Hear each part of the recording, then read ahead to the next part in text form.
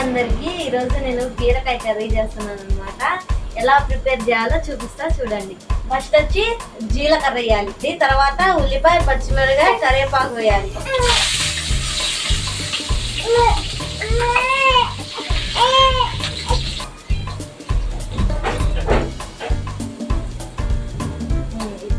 ఉల్లిపాయలు బాగా వేగాయి కాబట్టి ఇప్పుడు టమాటాలు వేసుకుందాం.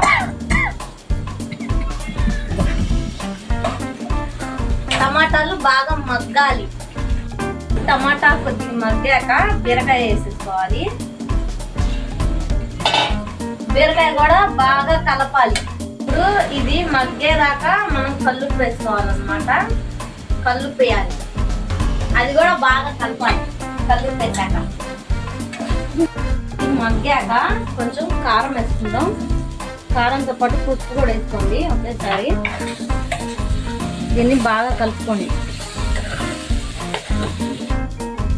మీరు కావాలంటే ఇలాగన్నా దింపేసుకోవచ్చు కూరని, లేకపోతే వాటర్ అన్నా పోసుకోవచ్చు. నేనైతే వాటర్ పోసుకొని తీసుకుంటాను అన్నమాట.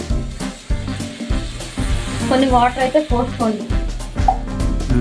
ఇప్పుడు రెడీ అయిపోయింది. దీంట్లో కొంచెం కొత్తిమీర అయితే వేసుకున్నాను టేస్ట్.